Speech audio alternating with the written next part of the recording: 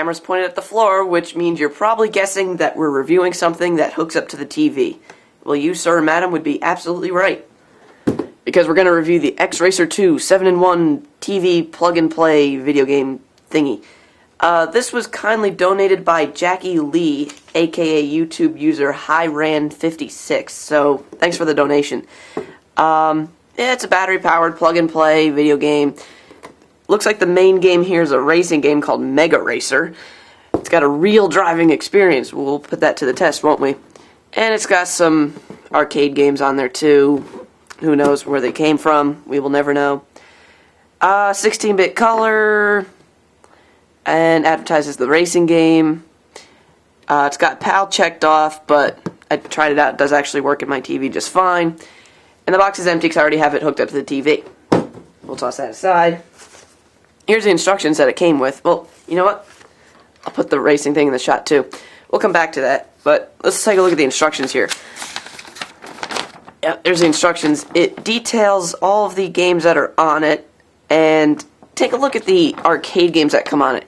Galaxy Invader, Space War, Space Escape, Battlefront. You think they got enough space games? I mean, I think we could obviously tell space was the theme they were going for here, but really, it's just too much. It's not fun or unique at all.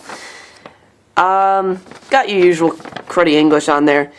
When, if no button be touched for 5 minutes, the unit will automatically enter to sleeping mode to save batteries. Press reset could reactive the game set. I'm not gonna bother with the instructions. Let's look at the unit, shall we? It's got suction cups on the bottom so you can stick them to a desk or table or something. The wheel turns for left and right controls. You've also got a full control pad on here. So the left and right on the control pad here do the exact same as steering it. Yeah. Brake and accelerator, a whole bunch of freaking buttons, gear up, gear down. You could also go up and down gears by hitting these triggers on the side. Kind of unique, I guess. Confirm, pause, and reset.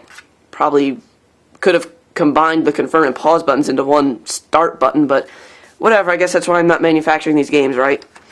It's basically all there is to it. This is pretty unique. To turn it on, it's not a power button or a switch, but you turn this key to the on position. That turns on. It's kind of cute, I guess. Oh well, I got the 4 AA batteries in it, so let's go over to the TV and play it. Okay, I got the game hooked up to the TV, so now we'll just turn the ignition switch here. And now the game's on. So I guess we'll do Mega Racer World Tourist first. But let me read you what the instructions, how they describe it. World Tourist is for we to have a relaxed play, with a elegance view when driving a car seems pretty cool. No, I swear that's what it says, with that punctuation and everything. Now for the championship variety, it says this. In this amazing game, get into your racing car, which you can choose from 5 different kinds of cars, compete with others. Yeah, so that's the description for the car games. Well, let's go ahead and try World Tourist.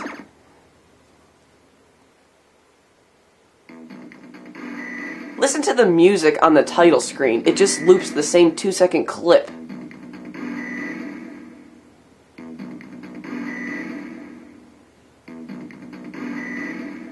That's all the title screen music is.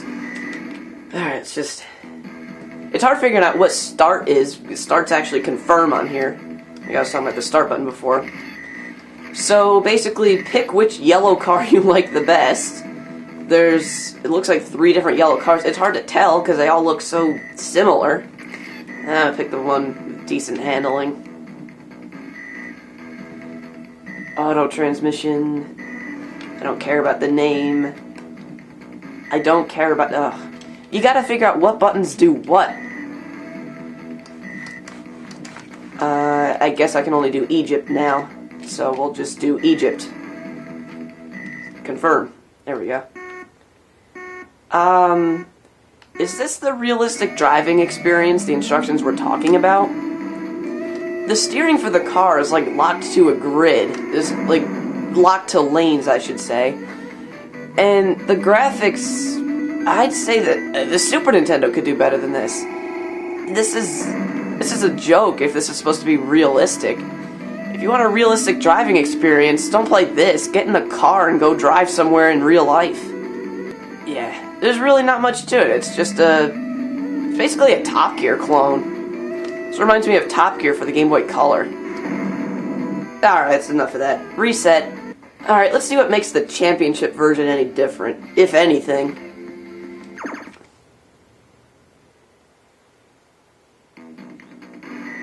The title screen's the same 2-second sound loop. And it looks like the words Mega Racer are on fire. Start, confirm, whatever the button is. Same freaking cars. Confirm, auto, don't care about the name, just start. It's not like you're gonna save anything anyway. Oh, well now I can choose? Is that the only difference? You get to choose, you know, right off the bat? I might as well do USA. Oh, now it's America. Whatever.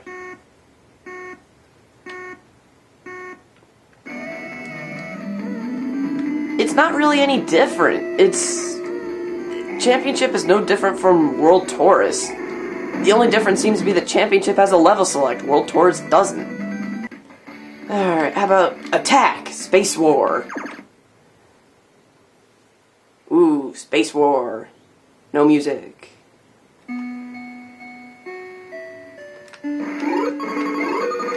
Oh god, what is that?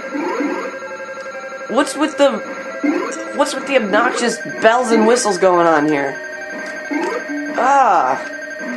It's freaking painful. The enemies move very jittery, so it's really hard to aim.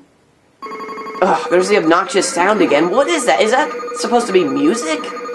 Please don't tell me that's their attempt at making video game music. Back to the menu. How about Attack Mars Rescue? Okay, awkward title screen. Very generic. What's going on here? Oh, it's like Lunar Lander. It helped if I didn't suck. What's going on? Okay. We'll try again. So you just gotta land, just like Lunar Lander. Now someone's walking up to my ship. And now I'm heading back up, shooting at stuff. Wait. If I was supposed to head back up, why bother landing in the first place? I don't get it. Now I have to land again?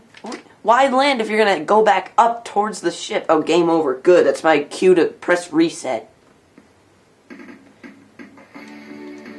How about Attack Galaxy Invaders?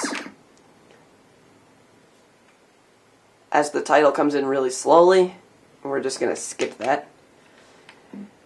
It's Galaxian. It's Galaxian. It's freaking Galaxian. There's nothing original about it at all. It's Galaxian. The tempo's the same, the sounds are pretty much the same. The idea's the same. It's freaking Galaxian. Reset. There's only one game left, the last game in the Attack series. This one's Attack Battlefront.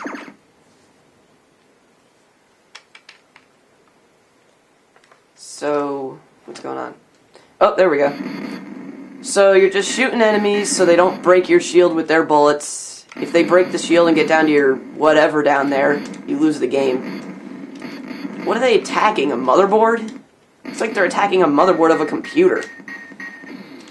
And again, the control is very awkward because the control pad on this device is not easy to use at all. You could also do left and right, again, by steering the wheel, but it's awkward. You're using up and down on the control pad and left and right by steering the wheel. It's a very awkward control experience. It just doesn't work. It hurts your thumbs really bad because of how much they have to move. And it's really just not worth the effort. And that's all there is to it. You've got two mediocre racing games, which you could probably call them the same game because the only difference between them is level select. And as if there weren't already enough space games that were out there, now there's 5 more space games that have unfortunately entered the world. This thing is just not worth it at all. It's got a terrible control scheme. terrible selection of games. Most of them are rip-offs of ones that already exist, or just ones that should not have existed in the first place. Final verdict,